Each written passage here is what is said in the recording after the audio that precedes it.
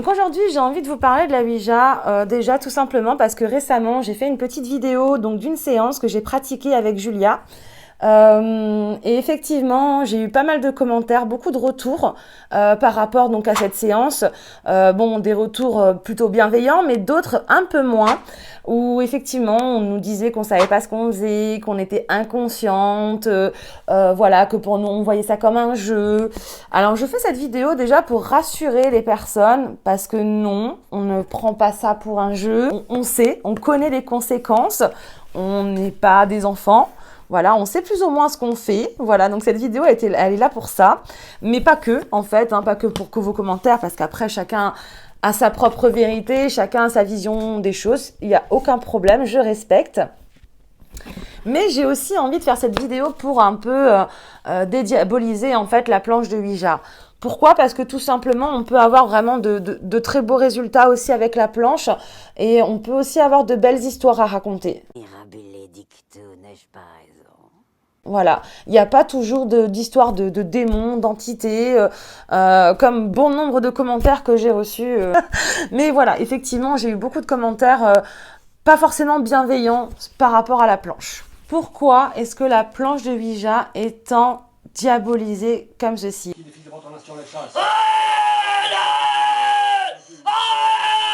Déjà, il faut savoir que dans les religions telles que catholiques, déjà, il faut savoir que la planche de Ouija est interdite d'utilisation pour les croyants.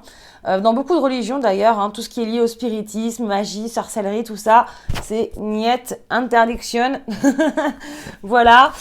Sinon, aussi les médias, hein, les films. Déjà, quand on voit le film Ouija qui est sorti au cinéma, personnellement, voilà, ça nous dit rien de bon sur la Ouija.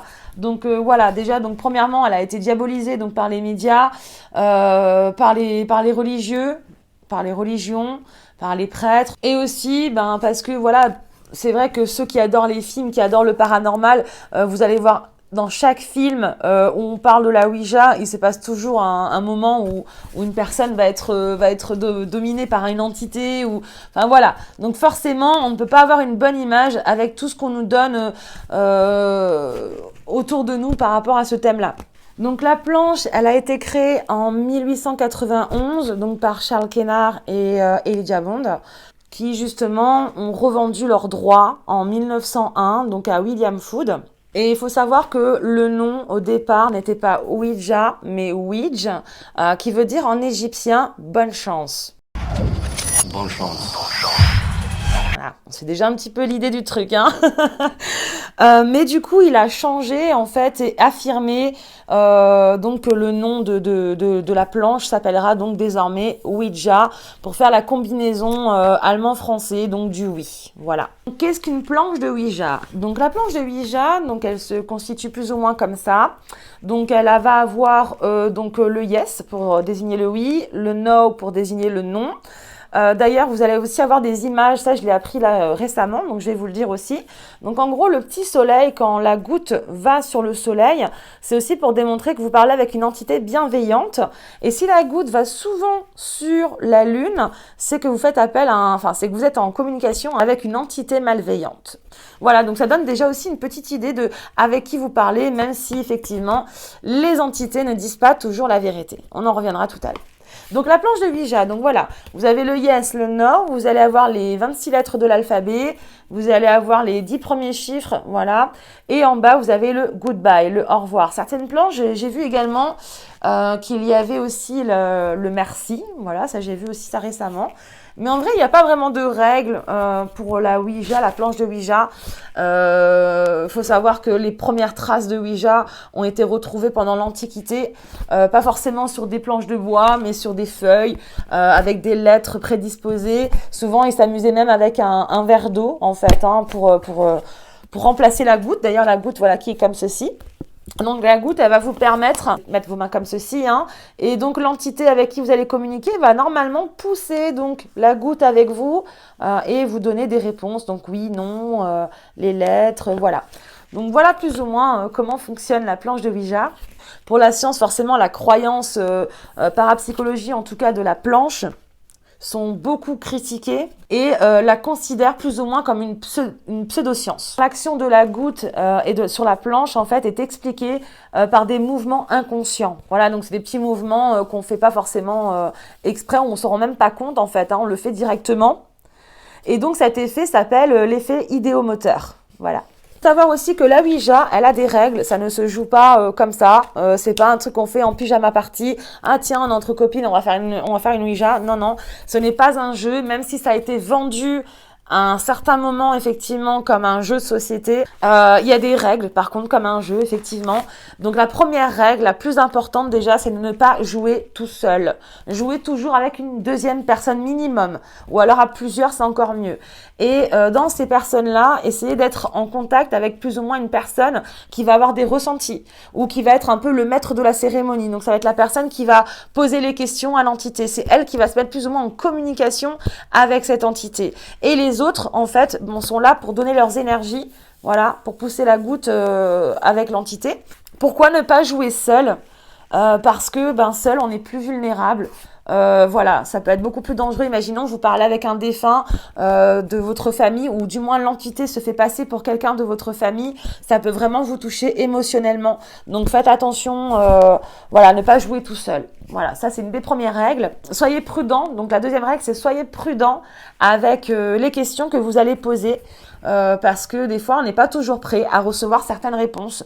Donc ne posez pas de questions sur la mort, ni sur la maladie. Voilà, ni sur l'avenir d'ailleurs. L'avenir, non. Tout ce qui est question d'avenir, de mort, de maladie, ne les posez pas. Parce que souvent, on pense être prêt, on a envie d'être prêt, mais en fait, après, ça va nous psychoser et tout, c'est même pas la peine. Évitez ce genre de questions. Donc n'oubliez pas, tous les esprits ne disent pas toujours la vérité, ils ne sont pas tous bienveillants. D'ailleurs, c'est comme les humains, hein. Y a des humains bienveillants, il y a des humains non bienveillants. Voilà, donc c'est pareil en fait. Donc dans le monde des esprits, il y a l'astral et le bas astral. Ne pas jouer à la planche de Ouija dans un cimetière ou dans une maison abandonnée où vous ne connaissez pas l'histoire d'avant. Parce que si s'est passé des choses traumatisantes dans les lieux, les énergies peuvent être très puissantes voilà, là où il y a eu beaucoup de morts. Et donc, c'est pas forcément le mieux conseillé. Donc, évitez à tout prix de jouer dans des lieux abandonnés. La plupart des gens vous disent « Ouais, faut jamais jouer chez soi ». Mais en fait, j'ai envie de vous dire, vaut mieux jouer chez soi, ou à la limite dans une cave, ou dans un garage si vous voulez, que dans un lieu où vous ne savez pas ce qui s'est passé à l'intérieur. Ça peut être vraiment dangereux également pour vous et pour les autres personnes.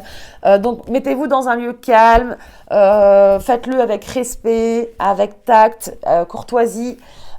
Tamisez les lumières, mettez des petites bougies, mettez-vous dans une ambiance, voilà, avec les personnes avec qui vous êtes. Mettez-vous donc tous ensemble en rond avec la planche au milieu et n'hésitez pas à vous toucher un petit peu, hein, ça peut être le coude, ça peut être un peu la main, de toute façon vous touchez plus ou moins avec vos doigts, mais n'hésitez pas à tous rester bien collés entre vous. Plus vous serez entre vous, plus vous allez mettre de l'énergie sur la planche et plus ça va être facile à parler avec une entité. N'hésitez pas aussi à désigner quelqu'un qui va écrire les réponses, ça peut être intéressant, voilà. Et quand vous avez fini avec la planche de Ouija, n'oubliez pas, vous descendez donc sur le goodbye. Voilà.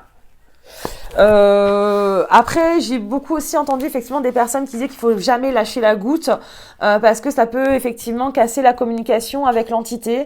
Alors c'est vrai que moi avec mon amie Julia, on l'a fait à plusieurs reprises parce que à chaque fois on avait des sueurs froides en fait, donc du coup on se lâchait la goutte.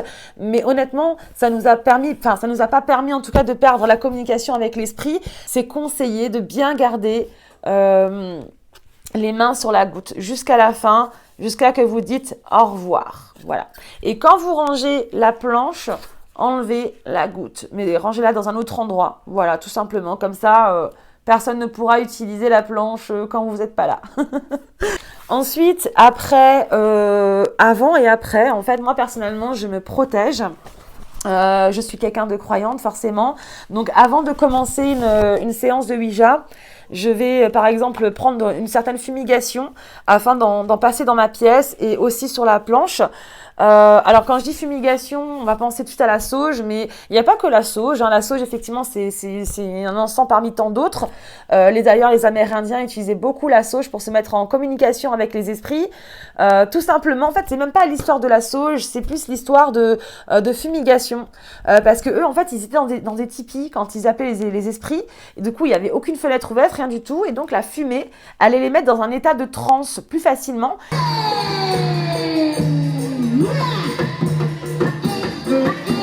Et donc, forcément, on est plus amené à rentrer en communication avec les esprits. Du coup, quand je dis purification, vous pouvez très bien utiliser de la lavande séchée, du romarin, de l'hysope. Enfin voilà, il y a plein d'encens ou de plantes, de fleurs que vous pouvez faire sécher et faire vous-même. Et ensuite, voilà, mettre un petit coup de fumigation dans la pièce. Et dire quelques prières. Moi, personnellement, je sais que j'appelle l'archange Michael, celui qui nous protège en fait contre les entités négatives. Ou sinon, bah, comme moi, si vous avez des petits objets porte-bonheur, n'hésitez pas à les porter. Moi, je porte le médaillon de Saint-Christophe aussi sur moi. Voilà, ça peut être n'importe quoi, ça peut être un objet fétiche, ça peut être ce que vous voulez en fait, un chapelet, une croix, enfin voilà. Peu importe votre religion, vos croyances, voilà. Vous pouvez aussi faire appel à l'univers, tout simplement. Je demande à l'univers d'être là avec moi aujourd'hui, de me protéger. Ou alors aussi, j'en ai déjà parlé, de bien se mettre la fumigation autour de la personne pour purifier aussi nous-mêmes. On purifie la pièce, on purifie la planche, mais il ne faut pas oublier aussi de bien se purifier nous-mêmes des anciennes énergies, avant et après d'ailleurs. Hein. D'ailleurs, j'ai une vidéo sur la fumigation, n'hésitez pas à aller la voir, comme ça vous montre aussi comment bien le faire. Et donc après la séance, pareil, vous pouvez redire des petites prières, n'hésitez bien à ouvrir cette fois-ci la pièce pour bien laisser circuler les énergies, voilà. Et donc, comme je disais, vous avez aussi la bulle de protection que je fais souvent avant de commencer, ou même comme je suis une personne hypersensible, voilà, qui ressent pas mal de choses, j'aime bien me mettre dans une sorte de bulle. Je m'imagine en fait dans une bulle transparente, et cette bulle elle est tout autour de mon corps. Voilà, je l'imagine 5 minutes, et je me dis que rien ne peut rentrer dans cette bulle, aucune méchanceté, aucune entité, aucun sort jeté, aucune jalousie, rien ne pourra y passer et rien ne pourra me toucher personnellement. Voilà, ça aide énormément. Donc, quel est le véritable danger de la Ouija? En fait, le véritable danger, c'est si déjà vous êtes une personne non expérimentée, si vous êtes jeune, ne faites pas la planche de Ouija. Si vous n'êtes pas majeur, moi je la conseille même pas aux mineurs parce que souvent quand on est jeune, on a des idées un peu bébêtes. Voilà, on veut s'amuser, on recherche des sensations fortes. Oubliez. Si c'est le cas, oubliez. À moins que vous faites ça avec des personnes sérieuses et responsables. Voilà. Moi personnellement, je sais ce que je fais. Je connais les risques. Oui, on peut tomber sur des entités qui nous disent pas forcément la vérité, qui vont nous mentir. Voilà, et ça c'est totalement possible, oui, j'en suis consciente, voilà, donc je préfère vous le dire également, mais il peut aussi y avoir des belles choses dans la Ouija, il peut aussi se passer de beaux événements, et c'est ça que j'ai envie de mettre en valeur aujourd'hui. Je vous dis les risques, mais j'ai aussi envie de vous raconter voilà de belles histoires que récemment ça nous a mis en relation avec une entité, une jeune fille d'ailleurs de 13 ans, une adolescente qui savait qu'elle était là, mais en fait elle s'est bloquée. Pas de sa faute, c'était plus à cause de ses parents, parce que ses parents, ils ne la laissent pas partir, en fait. Voilà, ils arrivent pas à se décrocher d'elle. Du coup, elle est restée en tant que mission, en fait, pour aider ses parents à continuer à vivre leur vie, en fait, sans elle, même si ça sera jamais plus pareil. Mais voilà, grâce à ça, grâce à la planche, j'ai réussi à lui parler, j'ai réussi à communiquer avec elle, et j'ai réussi à la faire passer de l'autre côté. Voilà, c'était vraiment une séance très émouvante. D'ailleurs, je ne l'ai pas encore partagée sur YouTube. Je ne sais pas encore si je la partagerai, mais on verra, j'en parlerai encore avec Julia, car c'est avec elle que je l'ai fait. Mais voilà, en gros, plus ou moins, voilà, j'ai envie de vous montrer que la planche de Ouija n'a pas que des inconvénients. Il n'y a pas que des choses horribles qui peuvent arriver avec la planche de Ouija. D'ailleurs, à la fin, j'en avais même plus besoin. Elle m'a été indispensable, surtout au début de la séance, parce qu'elle a mis du temps à venir communiquer. Peut-être qu'elle a déjà essayé de communiquer bien avant, mais que voilà, à chaque fois, on faisait pas attention, ou voilà, quand j'allais la voir, j'étais pas dans le truc là, donc je sentais pas quelque chose de négatif en rentrant chez elle. Mais c'est vrai qu'à plusieurs reprises, j'entendais des petits bruits, des petites choses. Il y a quand même pas mal de choses chez toi, hein. Mais j'ai jamais vraiment cherché à comprendre, sauf le jour où on a sorti la planche. Et c'est vrai que franchement, ben voilà, ça a été une belle aventure, une belle histoire et je suis contente de l'avoir vécue. Donc il y a aussi des belles choses avec la planche Ouija.